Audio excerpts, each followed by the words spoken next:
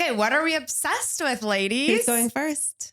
I'll go first. Okay. Yeah, this is good. Okay, I recently went on a trip to Mexico City for my birthday, and I had been before, but I don't think I got the full experience of it. And this last time I went, I really, really, really, really, really, really fell in love with Mexico City. Yeah. Ooh. What I about think- it?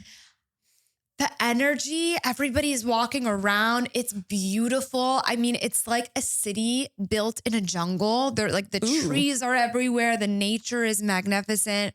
It's definitely gentrified. So I'm sure there are going to be people watching this being like, but it's gentrified and that's why you like it. And sure, maybe, but it's just beautiful and cool and eclectic. And, you know, the food is amazing. And I just felt really happy every morning waking up there. Like I was so excited to be there. You'll be back. I'll be back. Oh, I love that. Quick trip, 3.5 hours from LA. Oh, nice. Pretty affordable, honestly, for a How's the vacation. food? Unbelievable. Really? Did you go for vacation or did you say? Yeah, I went for my birthday just for a few Oh, just for days. fun. Oh, cool. So it's like quick to get there. yeah. Quick, I don't easy. know why I thought it was like a 5-hour flight. No, it's easy. It's quick. And you can walk everywhere. That's I love nice. it. I love that. Yeah. What are you obsessed with? So lately, I thought I always hated honey, but I've become obsessed with honey. Like it's in everything now. I make like iced honey salted lattes. I've I put seen those. I usually spend like way too much on coffee going out every Me single too. week. But now I just like make it at home because no one can beat that coffee that I make. It's so good. And it can be any honey. Why did you think you hated honey? I don't know. I always thought I really just didn't like honey. I was never like a fan of like Honey Nut Cheerios or I'm just like, ew, honey, gross. Like, I don't know. Sometimes I just get weird. And I don't know if it was like a texture thing. I have no idea. But now it's on everything. I put it on like my toasts on like. How did you discover you liked it? How did I? I don't know. One day I think I just was like, you know what? It was that viral honey bowl. Have you guys seen those? Where it's No. like ground beef and then it's like sweet potato and No, I have seen cottage it. cheese. Cottage cheese with honey is really good. Yeah. And so then Good Culture with honey You on can't top. get better is than like, Good Culture. You can't. It's 2%. You have to try the double cream. Really? It's the green one. Okay, I'll have to try that. It 'cause is I'm obsessed with that. Okay, I as won't get the well. low fat one anymore. I get Oh, full really? fat or double cream. Okay, I was recommended when it was all the rage too, the 2%. And so I started with the 2% and I loved it. And I did get a low fat one time and I was like, ooh, this one's not like texture wise, just was not right for me. But then I tried the 2% and was obsessed. So You have to do the 4% or the 6%. Okay. It's a game changer. Try it. I'll try it. So TikTok made you obsessed with honey. Obsessed with honey, yeah. So Okay. it's just like on everything now. Like I'll even put cottage cheese on my toast with honey on top of that. I'll put honey on top of my vegetables, on top of my eggs.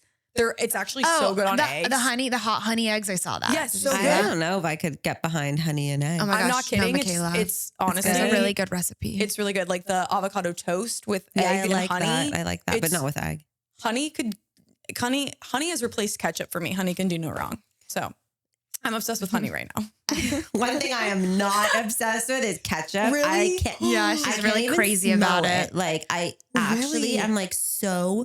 No, she's really crazy disgusted about it. by When we have ketchup. dinner, she's like, don't put that on your plate. Like to me. And I'm like, just don't look at it. I literally eat it plain. Oh my god! I like from the that packet. actually- I think I even oh have my a packet God. in my purse. That is like No, it's so honestly good. What? the It's worst. the And best. my daughter likes it with whatever she's eating. Yeah. And I'll clean her have plate to after. Sit there like I won't clean up a plate that's got ketchup. Have you always hated ketchup? It got worse when I was pregnant with my son. Oh. But I've never really been a ketchup. Actually, funnily enough, though, sometimes I'll dip what I'm eating in ketchup, but I can't like smell it or anything. Anyways, we're going off topic. So interesting. No, I So really, one thing I'm obsessed with, which is like kind of a problem, but like kind of not, is I really like purging. So like I love to like I love that. go through my kids' toys, and if it's like unorganized, it like I think that's good. It's like Marie Kondoing, right? Yeah. love Whatever doesn't bring you joy, Yes. throw it away. Oh my gosh, yes. Yeah. I just Right? watched a TikTok about that Yeah. today. I Too. love throwing Marie away. Kondo. So anyways, I love Purging is that. a good thing. It Yeah. is. Instagram purging is really good too. Like your followers. People you that's a follow. good one. I should do love that. I love to do that. I go through Yeah. who I I follow. love to do that. And I'm like, I don't give a shit. Yeah. Purge. Purge. I need to do that actually. I just feel really bad. Because I'm like, oh, I don't want them to like think I hate them. Some I people, just some people I'm like, I don't care about this. Just mute it. But like at that point. Yeah. But like, I'm not going to purge because I feel guilty. Yeah. I just feel a little bad sometimes. So I'm like, I'll just mute you because I don't need to see you, but like, I don't want to be rude. So, well, we're so happy to have you. Yeah, thank you so much for coming. Welcome to come to Boundaries and Banter. Well, thanks for having me. So Amanda and I met at Pilates, and she was telling me her story of life and things, and I just thought it was so interesting, and that it would be something our viewers would really be interested in, and just women in general. So we're so happy to have you here today to tell us a little bit about yourself. Yeah, well, thanks for having me. Thank you so much for appreciate coming. it. Yeah. Yeah, it's been a wild ride. Do you want me to just start anywhere? Yeah, like, tell us where you're from, your age, and like how kind of like you came to be on this podcast. Like, what's the story that brought you here? Yeah. So I'm originally actually from Iowa. I don't know if anyone's familiar because everyone thinks it's like Ohio or Idaho or whatever. It's in the Midwest. It's a state in the Midwest. So, but yeah, grew up there, went to college there, got my advertising degree. And I always knew I wanted to come out to LA. I did an internship during my college time. And so always wanted to come back out here. And really wanted to kind of focus in on acting and modeling and just all that kind of thing. So my parents cut me a deal of like, go to college and then we'll let you go out there. We'll help you the first year because LA is expensive. So they helped me for the first year and then just came out here and stayed here for now it's been like 13 years, I think. Wow. Yeah. So quite some time. And then I got into acting, and that's actually how I met what is going to become of the story soon to be ex-husband. So yeah, what kind of brought me here is my story of, a little over, I don't even know the timing of it, honestly, because, when you go through something like that, you're kind of like a zombie, to be honest. But it was a little over a year and a half ago, I believe it was. And it was just one day my husband decided that he was in a place where he wanted to just explore other options. So obviously very alarming, not what I had in mind for my path of being married. We were together before being married for about 6.5 years. Wow. And then married for 2. And it just was like all of a sudden one day he just was out of the blue. I mean, as a woman, you have intuition, you do. And so like when we're going and buying a fellow employee a water bottle, that's her favorite color for her birthday. You're kind of like, oh, why are we doing that? I don't understand. Kind of like, why do we know her favorite color? Like, so when he said, he wants to explore other options, he meant other women. a specific other option. And how old were you at this time? I believe I was 32. Okay. 32. Yeah. So again, very much not so what I had in mind for life, for sure. Like it wasn't the trajectory that I wanted. And I really want and still want to be a mom. And so it was actually crazy too, because I remember so vividly us even trying for a child. Wow. And then 3 weeks later, he just brought this to me. Wow. Did he want it to be like an open situation? I think he would have loved that probably. Yeah. What guy would not love that? Probably. But I don't think that was really a conversation at all. I think it was more just like, I feel so much towards this person, and I have to give him credit. He was very honest. It's not like he hid it. Mm-hmm. He didn't hide anything. He gave me the choice, I guess to say, which, you always have a choice. You don't have to stay. But he gave me the choice of like, I do want to explore this option, and, we can either stay while I do, or we can, Oh, interesting. So he actually came to you to say, I'm having feelings for a specific person at my work. Yes. And I want to explore that, but I'd still like to stay married to you. Yes. How did hearing that make you feel? Oh gosh. The feeling itself is undescribable. Like it's one of those feelings where your heart just truly does drop to your feet. Like almost instantaneously, I became not hungry, an anxiety like tornado. Like I was in fight or flight for a very long time. I lost a lot of weight to the point where it was really scary for a lot of people around me, especially because previous to this too, like in my growing up years, I did struggle with an eating disorder. So with that as well, it was a very alarming time for a lot of my family and friends, especially when they had no idea what was going on. My sister, I really wasn't talking to anybody outside of really my partner at the time and one therapist. So you didn't tell anyone in your family that he had come to you with this? No, because it was actually the week of my sister's wedding that this was happening. My gosh. To be fair, I actually did tell my mom only because I was like, I know that I'm not going to be my full self. Like I'm going to be a zombie of myself, and I don't. And he was going to be there. And he was going to be there. Right. So it's like I couldn't have all the questions, and I just so badly didn't want to make it about me. Right. Like I needed that to be about my sister, you know, like that was her time. That was her moment. And like, I didn't want anything to be talked about me. So I was sort of wish he waited till after the wedding. Totally. Like that was the one thing too, that I was like always grappling with in my mind. I was like, couldn't you have just waited a week? Like, I know that's like a joke because like, couldn't you have never done that? But like also like, yeah, have some wherewithal. Yeah. So, yeah, it was a really, really hard time. And there was just like so many feelings all at once. And then obviously naturally as a woman too, you go to like, what did I do wrong? How was I not measuring up? Like, what could I have done better? You know, all the things, you know, and it just, you always turn inward, which I think at points is a good thing because you're always wanting to grow and reflect on yourself. But at some points it might have nothing to do with you. And it also now with all of that, it led me to my relationship with God, and like my entire life has completely and radically changed. But yeah, with it leading you there, sometimes it's like, maybe it was just all a part of the plan, the greater plan. And the one thing I'm learning through all of this is it's all in his will, not mine. And so maybe this just wasn't the right relationship for me.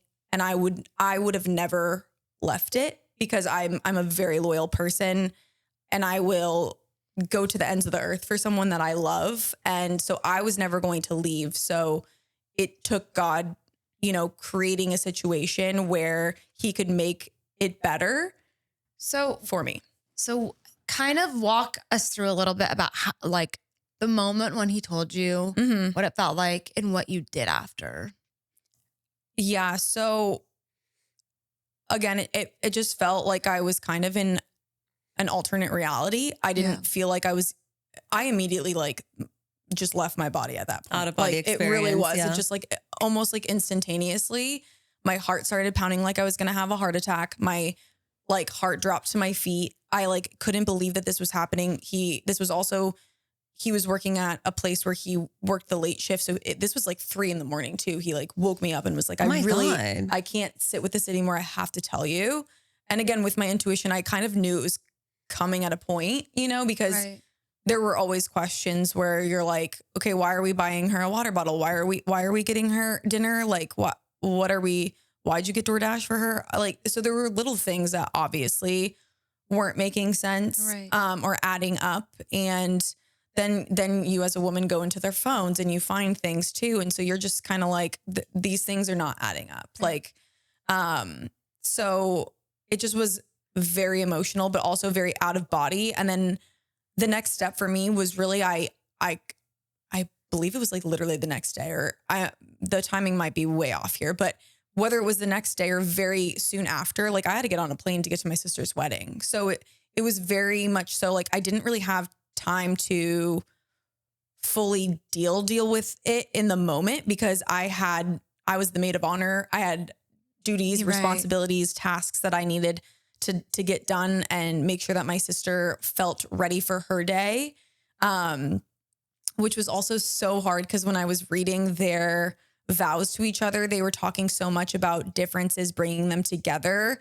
And a lot of what my ex was talking about was how our differences were too different and he wanted someone you apart. Yeah, exactly. So it was very hard to even read her vows even. And I was like crying and pretending that like, oh, they're so beautiful, which they were so beautiful. Don't get me wrong. Right. Crying but because you were having like this like internally, other, yeah, you're like, and she didn't know. She had no idea. No. I know she knew there was something off because we are very, very close. and sisters, and she's my best friend too. So she knew immediately that there was something off, but I had prefaced for a long time prior, kind of setting it up that I was really, really stressed about work. And so I just kind of always was like, oh, it's just work. It's just work. Don't worry about it. It's just, I'm so stressed about getting a candidate placed. Like I just kept going on and on with the narrative that it was work. So that way, you know, in our family, when it's work, we're like, oh yeah, we get it. But it's kind of one of those things that then you just kind of move on to from a different conversation, you know? So, I don't think I really handled anything until, you know, we got back, which was also just hard because then also having my ex at the wedding, having him a part of the wedding, I like just internally knew or had a strong feeling that it wasn't going to end the way I really wanted it to. And so seeing him be intertwined with my family so deeply, because he was like in the wedding taking down my grandma, it was probably the hardest part of it all. Because you knew like deep down, I'm not staying in this. I didn't know that I wasn't going to stay in it, but I didn't think we were going to stay together. To make it. Yeah, exactly. Because I just didn't.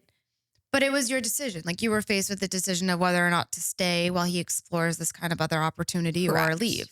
Right. And honestly, I didn't leave. So for 6 months, I watched him date another woman. Wow. Yeah. And that was really, really hard. But I constantly just like, you know, was diving into my faith and trying. Well, actually, at first, I like sought a psychic. I saw a lot of not the good things. Let me tell you. Did he like rub it in your face that he was like dating this other person with you guys still living together? It was never like rubbing, but like we shared a car at that point. So I like was always aware of when he was out, what he was doing. That must have been really hard. It was so hard. And like, I'm so sorry, Amanda. Oh no, thank you. I appreciate that. I mean, I've done a lot of work, so I've come to terms with everything, honestly, and like know that it's going to bring me to the woman that I need to be for my future person, my future children. And hopefully too, I can help other women, you know, who might go through something similar. Or honestly, even I just think about how sometimes it's really hard for my mom to understand me and understand like the heartaches that I've been through and like the things that I go through, because she just has been married to my dad for forever. And so like, she just doesn't understand. Yeah. And so I also am like, well, this can help me with my daughter, you know, or also raise a son that, you know, has God from the get-go and respect, not that he doesn't respect women, again, not here to bash him, but like, just like utterly respects women. Yeah. And, you know, also just respects himself too, enough to make sure that he's doing the right things. And if he's not in the place where he wants to be with one woman, that's totally fine and his right. But then don't be in a relationship, let alone a marriage, you know? Right. So after 6 months. Oh, right. So for 6 months, you know, kind of watched them date essentially. And him and I were still, you know, obviously married and, you know, I wouldn't say going strong, but like we were together. And then just one day we went to Girls Gone Bible as our two girls that I started following, and they helped, you know, develop my faith even more so too. And were just great influences for me and a lot of women, honestly. But they were on tour. And so we went to San Diego all together, his mom, me, and we went to this. And I know it was a really major turning point for him too in his faith, which I thought was really beautiful. But after that weekend, I kind of knew that that was going to be the last weekend we were all together, just because we all had the talk that he would then go live with his mom for a while. So his parents knew about this, and your parents at this point knew what was going on. At this point, yes. Yeah. Okay. And he is a son to a single mom, so he did only have a mom. So she was fully aware of everything that has been involved too. And, she's also just been such a great presence too, though. She's a firm believer in God. And so, she was really helpful during that time for me when I finally was able to talk to her. Because it was up to him to tell her. I was like, I'm not telling her. That's not my side of things. So like, if you're never going to tell her and never want her to know, then that's your right. And so I'm going to stay out of it. But he eventually did tell her, because I think he needed her support. And And so then she was kind of a sounding board for me as well, and led me to a lot of scripture. One of which like really kept me going, which was like, no weapon formed against you shall prosper. And it just reminded me that through all of this, no matter what it was trying to do to me, like, you know, a weapon obviously tries to kill you. And so like, even though it was slowly trying to kill me, you know, it's not going to prosper and I'm going to make it through. So that was a really helpful scripture for me to turn to. But yeah, basically after that weekend together, we just thought all of us thought it best for him to go live with her for a while.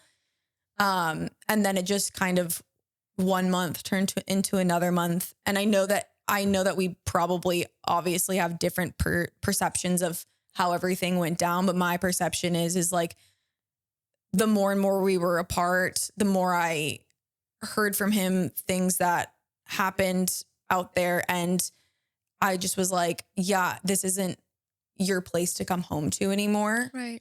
So then I lived with his stuff for quite a long time. Like, I don't know, that was like almost, now it's been over a year, but like when he left, it was, I believe April of last year is when he left, and didn't take his stuff. So I was living with his stuff from April to like October, I think is what it was. A long time. Yeah. And so then finally this past October, he came and got his stuff. Was that the first time that you had seen him? First time that I had seen him. And honestly, like we didn't really talk much actually at all, but like just from when he left, we like talked, I think the first week he was gone really. And then really there was not much communication from there. So yeah, it was like the first time that I saw him. And obviously it was very strange, very weird. And him getting his stuff was just kind of like the last thing to happen before it all happens. And then like closure. Yeah. And then now we're still in like the paperwork of things because you don't really realize how It takes a long time.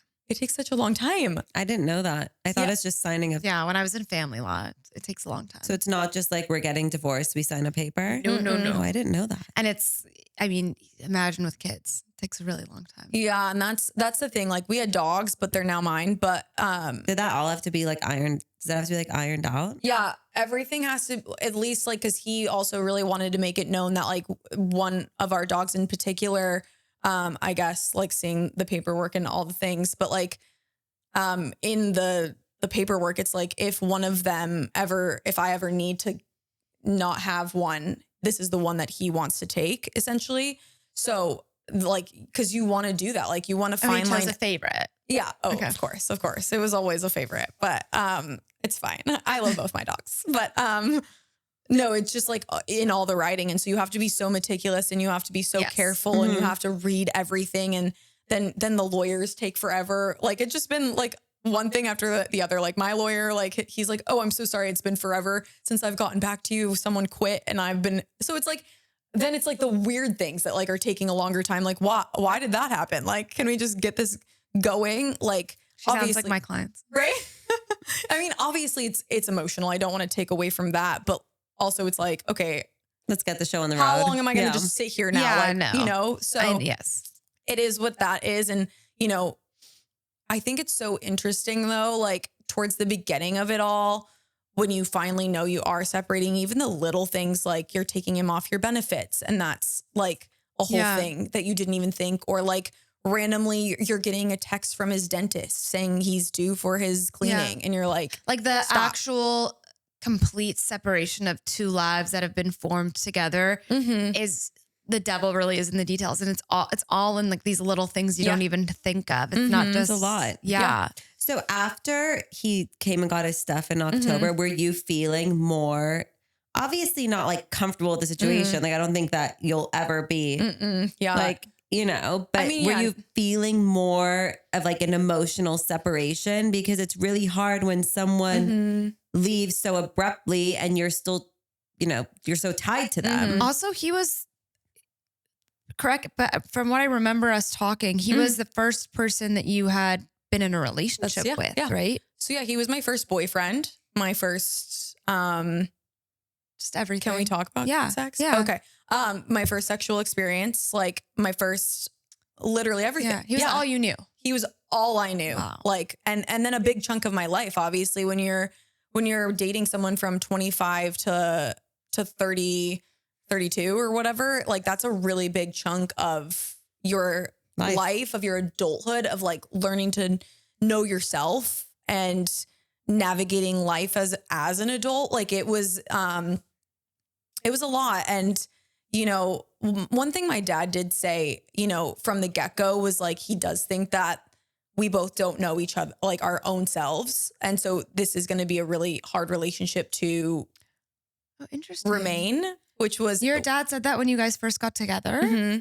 Mm-hmm. He said that to you when you were 25. Interesting. He said, I don't think either of you know yourselves well enough for this relationship to be sustainable. Yeah, he told me that. He did obviously didn't tell but he him said that. it to you. But wow, yes. that is... Did you believe look it at at how all? our Did any parents part of know. you- I know, right? things. I was like, Dad, and he never gets like that. So I was like, oh, weird. But no, I didn't think he was right. I thought he was like, what are you talking about? I was like, I know myself. Like you don't know anything. Yeah. Bad. You're like, I love him and we know each other and we know I was like, ourselves. do you know yourself, Dad? Yeah. I don't think so.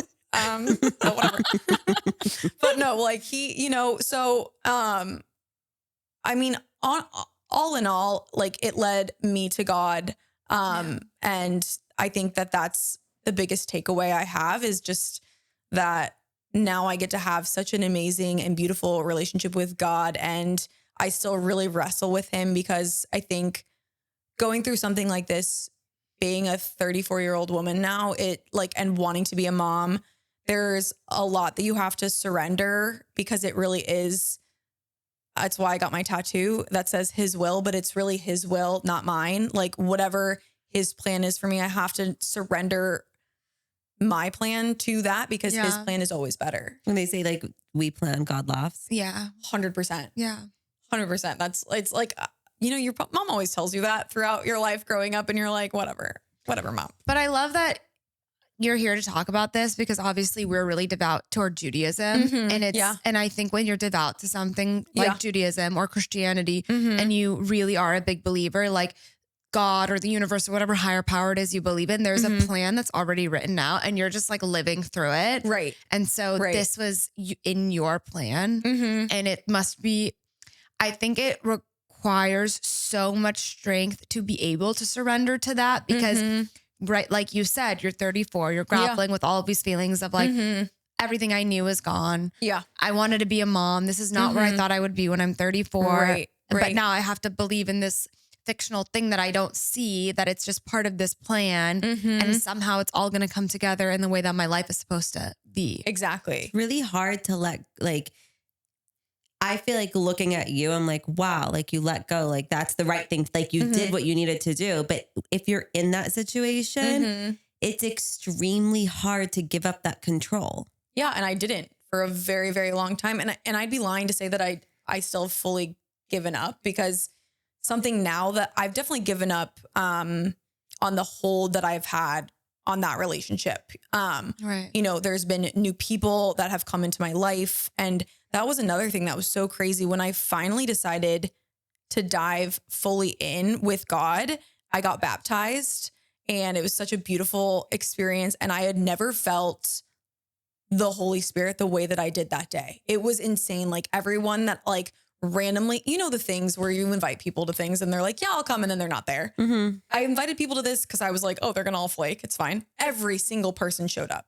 Every single one. So it's like everyone from all cracks of my life were there. And then it's like beyond that, like the whole day just was like so magical and beautiful. But then from there, I met two Christian mentors.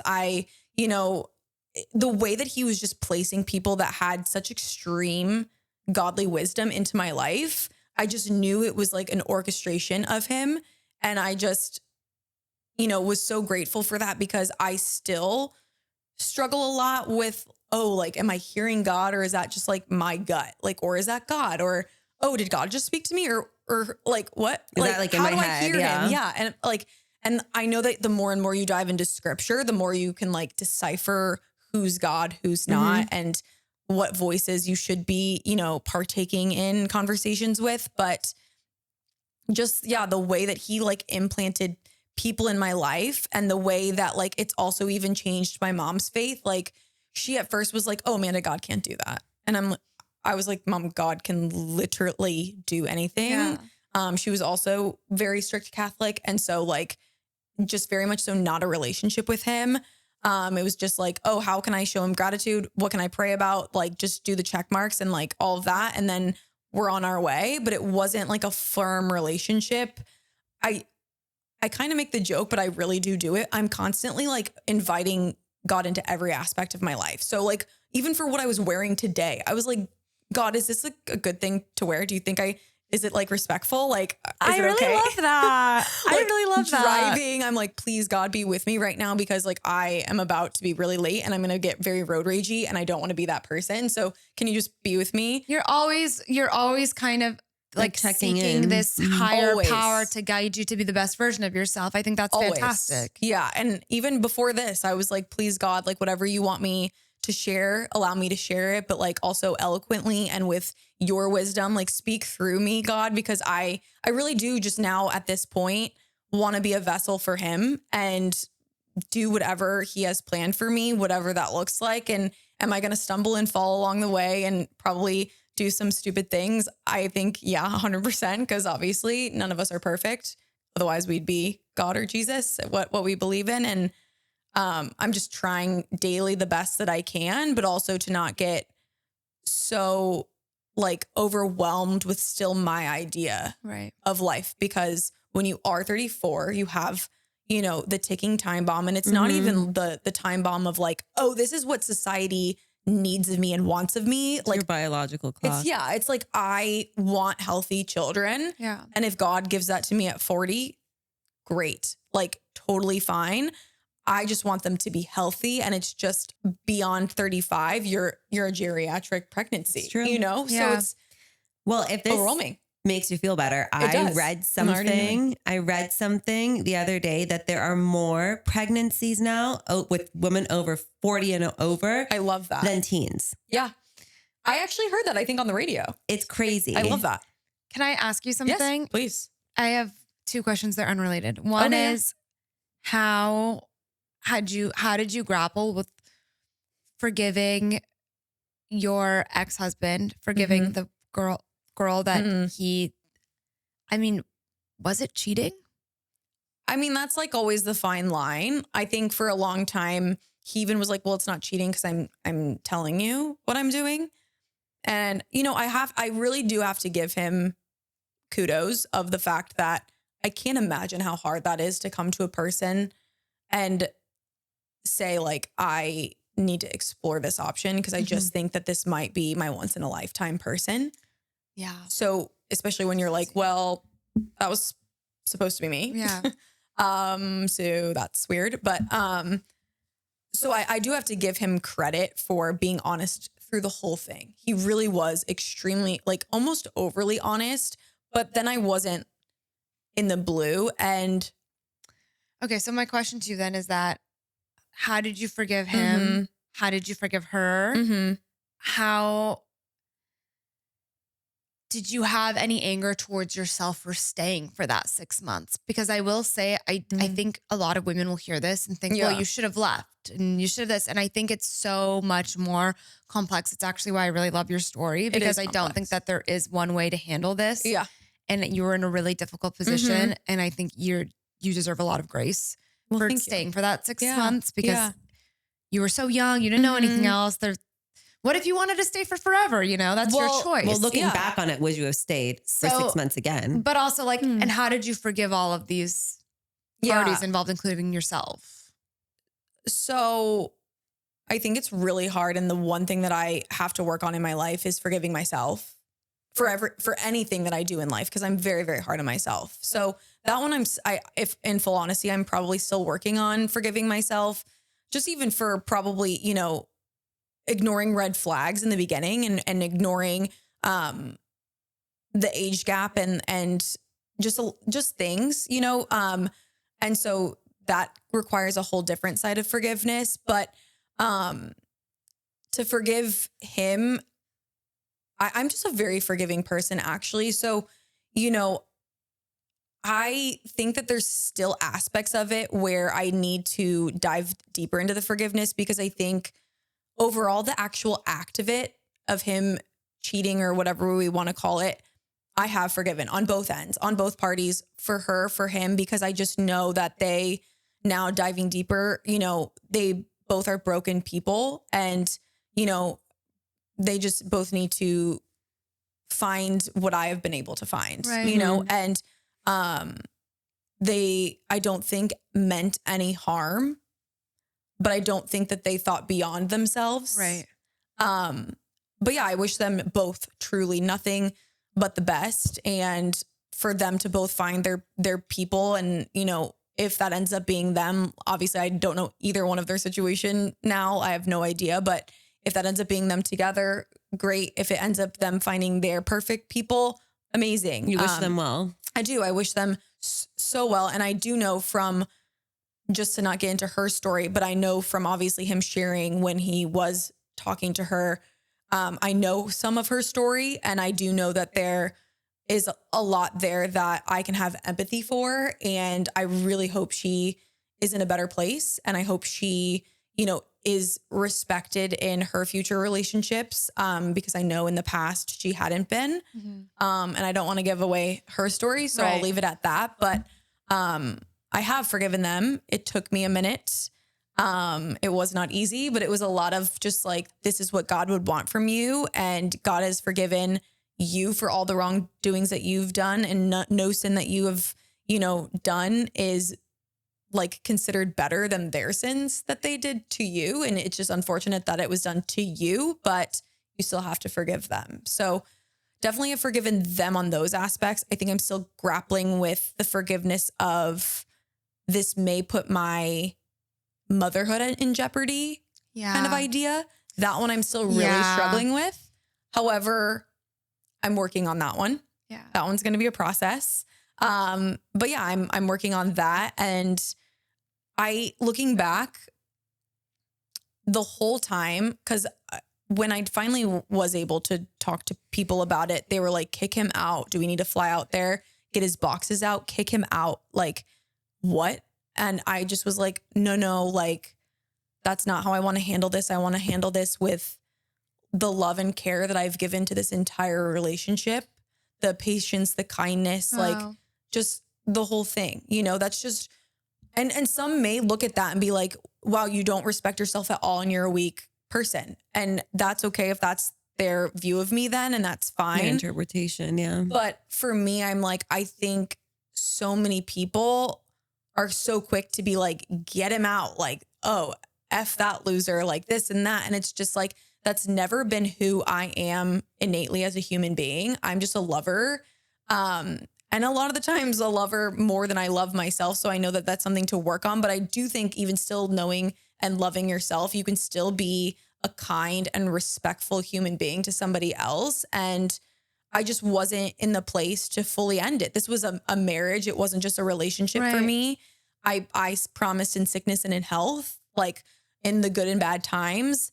And weirdly, the quote from The Vow was always playing in my head during that time, where like the movie. Yes. Where she goes to her mom. I don't know if you guys have seen it, but she goes to her mom, and something about, she found out that her dad had cheated, and she was like, Mom, why did you stay? Oh my gosh. Yes. And she goes, because for the one bad thing he did, there were a million good things or something. Something to that effect. Yeah. Basically. Yeah. Like, because I chose to stay for all the things that he had done right instead of the one that he did wrong. Now, to be fair, my relationship necessarily wasn't always right. So in hindsight, I do feel like, you know, we were two very different people. That I do think there was a lot of love there. I don't want to ever take away from that. Like, I don't regret anything that I went through, anything that was done. I don't regret anything. I really don't. Would I go back and have an expensive wedding again? No. But I would have just eloped at that point. Like, now knowing this, like, I would have not spent money on a wedding, but that's neither here nor there. But with that, I don't regret anything. Like, I don't, you know, it's been a part of my story. It's been a part of my growth. It's been a part of my, to where you are now. I don't think I would be this close with God if I didn't go through that. Honestly, would you have handled it? Like, looking back, would you have handled it the same way? Like, would you have stayed or would you have? I think so, because again, for me, like, it's a marriage. You promised good and bad times. And like, I was trying to navigate, like, is this a bad time? Or is this a time where it's like, yeah, this is not how you're supposed to be treating me. And this is not how a wife should be feeling or made to feel. Mm-hmm. And because of that, I'm gone. I know in the beginning with him too, over and over and over again, when we were going through this, I was very clearly like, listen, I just don't want to be the girl that stays with a cheater. Like, I don't care if I have to fake it till I make it. I just don't want to be that girl. Yeah. Because also, what does that mean then for my daughter? Like, if it is something where I stay, does that mean that that whole energy is going to, and spirit is going to be passed down to her? And so someone's going to cheat on her too, like this? Because it has to end with me, for lack of better terms, with the whole, it ends with us. Like, You have to break this cycle. I have to break that. Yeah. Although that was obviously not my situation. I don't want to make that relation like at all. Like, at the end of the movie, when she can still look at him lovingly and be like, it has to end with us. Like, for our daughter, I have to end this cycle because it's just going to continue. Yeah. So that was my fear is like, is this going to, or if it's not my daughter, is it going to be my niece? Is it going to be, someone my that nephew? you care about? Like, I can't allow this to go beyond me, because I would never wish this pain on anyone in my lifetime, not even my enemy. And you're probably a completely different person sitting here today than you were 5 years ago. And you're 100%. probably, So much different. right, this horrible thing that has happened is actually the thing that elevated you to constantly becoming your highest self for the right person to come into your life. 100%. And I think so much that God wants from me now, like seeing it and seeing who he's brought into my life too, is someone to challenge me and help me grow, because that's what I was to my past relationship. Like, it was me being the one that was helping him grow, believing in his dream, believing in his wants, like doing all of those things, but it wasn't really allowing me to grow any. Right. And now I have people in my life where they're like constantly challenging me to be better, to seek more wisdom, to, be more like God every day, to, work on my side hustles and get more creative and have more streams of income and just be overall more knowledgeable and not be complacent. And I think that's really, I've always been a big proponent of self-growth, but like, I think you become stagnant at a point when you're around people that aren't watering your garden. Yeah, essentially. And not for lack of trying, just like, they just like were so okay with life the way that it was. Like, yeah. And, so then there's I think it's just naturally you feel like you're growing comparatively, because you're like, well, they're staying the same, but I'm constantly like in a book or in this or trying to think of ideas. But if you're not putting action behind any of it, then there really is no growth, and it just goes to the wayside. There's such an important takeaway from your story that even though something really bad can happen to you and it feels like the end of the world and this like big catastrophe, the journey might be hard, but it really takes you where you need to be. And another thing I really like about what you said is that people were telling you, throw him out, like he's awful, he sucks. But it also really shows you, like, you might get pressure from everyone around you. Like, what are you doing? Like, how can you do? But the fact that you stuck to what you felt was right, I think is a really important lesson. That shows a lot more strength, by the way, for anyone that would think that it's weak what you did. It actually shows a lot of strength to do what feels right to you despite everything. And, making a decision to stay is not any easier than I making also a decision. think that like these people that might have been telling you throw them out or whatever, they're not in the situation. They have no idea like what you're dealing with. Right. Yeah. And it's also all my side. Yeah. Fair They too, probably just like, they love you. They just like, or we're like, get out of this situation that we know objectively is harmful, but you're like, I need to go through this, whatever it is. Right. But let's get it. We do some would you rathers. Oh, okay. Wow. And I'm sorry to abruptly cut this. No, please. To the would you rathers. No. I love this. Oh gosh. On the spot. Okay, well, we're gonna all answer, but okay. Would you rather know exactly how your life turns out at 40 or never know and have to trust the process? My answer today would be never know and just trust the process. Because that's what I need to be doing. I want to know. Michaela wants to know. I want to know everything. Yeah. Well, if you knew though, like would you do things differently, do you think? Or would it, Yeah. I don't know. Yeah. Maybe. What if you know your life turns out as 40 and you're like, this is shite. I don't want this at all. And then you're like, I need to make a radical change. But then what if it would have caused you to not have your kids? Hold on. But then Right. the not knowing is the faith in God though. Exactly. Yeah. So I feel like if I know, then I'm not adhering to the faith I have in God. And that is stronger to 100%. me. Yep. So like that. I love that answer. I really love that answer. I think part of the issue is, and I think a lot of people struggle with this, like I know I do. I really believe in God. Mhm. I am very, I'm not religious, Mhm. but I really do believe in God. I believe that there's a higher power. I believe that everything happens for a reason, Mhm. but I still think it's very difficult to give up control. It is. And I think that's the biggest thing is surrendering to God and like leaving everything at his feet is going to be the hardest thing you do. But I don't know. I literally just told a coworker this, but I don't know if you guys have seen the picture. There's two that go around and circulate, but it's on my like lock screen so that I remember. But there's one girl and she either has like a little bear or one flower. And she's like, but I love it. And he's behind him either has this huge bouquet of flowers or this huge bear. And he's like, just trust me with it. And it's like a whole sign of like, trust me with your life. And I'm going to give you more than you even could think, I love that. Yeah. Okay. Would you rather go through your hardest season completely alone and come out stronger or have people around you the whole time but never fully heal? Stronger. Stronger. Always. Mhm. Stronger. Yeah. 100%. Yeah. Oh, you read. Would you rather be the person who keeps the faith when everything goes wrong or the person who loses it and has to find it again? What do you mean? Keep the faith. Keep the faith. Yeah. Would you rather have the life you planned at 25 or the life that you couldn't have imagined then, but you have now? Oh, interesting. Hmm. I mean, what do you mean? If I planned when I was 25 that I'd be like rich and fabulous. Right. Let's keep that one. I love that one. I think it depends. Yeah.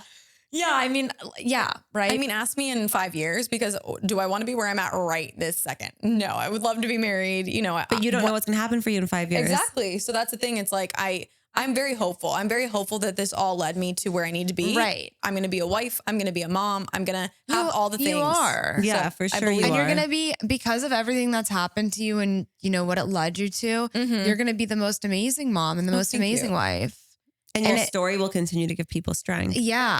I really hope so. Like, I hope a million people listen to this because your story is unbelievable. When I first heard it, I was just like, I feel like every woman needs to hear this. well, I think too, like a big takeaway that I really wanted to make known was like, truly, when you are at rock bottom, God is the rock at the bottom and he can lift you up. And I had watched so many people's stories that they were like, I am so much better now. There's a light at the end of the tunnel. And I honestly, every time was like, this is bullshit. This is bullshit. This is bullshit. Like, no, there's no way. There's no way that you are going to sit here today and tell me that you're better for this. Like, aren't you mad? Aren't you like, why did this happen to you? Blah, blah, blah, blah, blah. And I couldn't get out of that mentality for actually quite some time.